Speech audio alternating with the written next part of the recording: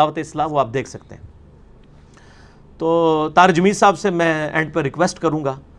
کہ آپ ان فرقوں سے نکلیں، اپنے آپ کو، آپ نے جو دیوبندی کہا نہ کہیں، اپنے آپ کو کہیں میں مسلمان ہوں، اور جو سورۃ الانعام کی آیت نمبر 153 ہے کہ نبی صلی اللہ علیہ وآلہ وسلم نے فرمایا، مسند امام احمد میں صحیح سند کے ساتھ حدیث ہے، مشکات میں آپ کو 166 نمبر یہ حدیث مل جائے گی انٹرنیشنل نمبرنگ پہ۔ آپ صلی اللہ علیہ وآلہ وسلم نے زمین پہ ایک لکیر سیدھی کھینچی، دائیں بائیں ٹیڑھی لکیریں کھینچی، اور پھر آپ نے سیدھی لکیر کے اوپر یوں انگلی رکھ کے فرمایا، سورہ الانعام آیت نمبر 153، وَأَنَّ هَذَا صِرَاطِي مُسْتَقِيمًا فَاتَّبِعُوهُ وَلَا تَتَّبِعُوا السُّبُلَ، یہ ہے میرا راستہ جو کہ سیدھا ہے، اس کی پیروی کرو، اور ارد گرد کے ٹیڑھے راستوں کی پیروی نہ کرو، وہ تمہیں اللہ کی راہ سے بہکا دیں گے، یہ وہ چیز ہے جس کی اللہ تعالیٰ تمہیں وصیت کرتا ہے۔ پھر آپ صلی اللہ علیہ وآلہ وسلم نے فرمایا، یہ جو ٹیڑھے راستے ہیں نا، ہر راستے کے اوپر ایک شیطان بیٹھا ہے، تمہیں اپنی طرف بلا رہا ہے، جبکہ یہ درمیانہ راستہ میرا راستہ ہے، اس کی پیروی کرو۔ تو اسی پر آئیں، اور حجۃ الوداع کا خطبہ المستدرک الحاکم میں انٹرنیشنل نمبر کے مطابق کتاب العلم چیپٹر میں 318 نمبر حدیث ہے۔ میں اپنے بعد دو چیزیں تم میں چھوڑ کے جا رہا ہوں، ایک اللہ کی کتاب اور اس کی سنت، اس کے نبی علیہ السلام کی سنت، ان کو مضبوطی سے پکڑ لینا، کبھی گمراہ نہیں ہوگے۔ اور آپ صلی اللہ علیہ وآلہ وسلم نے یہ بھی نہیں فرمایا کہ میں ابو بکر کو چھوڑ کے جا رہا ہوں، عمر کو، عثمان کو، علی کو، ابو ہریرہ کو، طلحہ کو، زبیر کو رضی اللہ عنہم اجمعین، کیونکہ آپ کو پتہ تھا انہوں نے بھی فوت ہو جانا ہے۔ 2 سال کے بعد ابو بکر بھی فوت ہو گئے،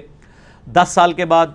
آلموسٹ تقریباً بلکہ 13 سال کے بعد سیدنا عمر بھی شہید ہو گئے، 25 سال کے بعد سیدنا عثمان بھی شہید، اور 30 سال کے بعد خلافت راشدہ ختم، سیدنا علی بھی شہید، اور آخری صحابی ابو طفیل عامر بن واصلہ المتوفى 110 ہجری، نبی علیہ السلام کی وفات کے 100 سال کے بعد فوت ہو گئے، اور آج 1439 ہجری چل رہا ہے۔ آخری صحابی کو فوت ہوئے بھی 1329 سال ہو چکے ہیں، لیکن کتاب و سنت زندہ ہے، قیامت تک زندہ رہے گی۔ فرمایا کتاب و سنت چھوڑ کے جا رہا ہوں، ان کو پکڑ لینا، کبھی گمراہ نہیں ہوگے۔ اسی تو ہم کہتے ہیں، نہ میں وہابی، نہ میں بابی، میں ہوں مسلم علمی کتابی، ٹھیک ہے نا؟ تو ہمارے اماموں نے کتابیں لکھ کے ہمارے حوالے کی ہیں، اور پھر غدیر خم کی حدیث جو 4 حدیثیں اوپر تلے ہیں، صحیح مسلم میں 6225 سے 6228 تک، آپ صلی اللہ علیہ وآلہ وسلم نے اپنی وفات سے تقریباً آپ سمجھ لیں 2.5-3 مہینے پہلے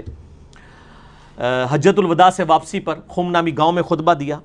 اور کنکلوڈنگ گفتگو ہے، اے لوگو آگاہ ہو جاؤ، میں بھی ایک انسان ہوں، قریب ہے کہ اللہ کا قاصد یعنی موت کا فرشتہ میرے پاس آئے اور میں اس کی دعوت کو قبول کر لوں۔ میں اپنے بعد تم میں 2 بھاری چیزیں چھوڑ کے جا رہا ہوں، ان میں سے پہلی چیز اللہ کی کتاب ہے،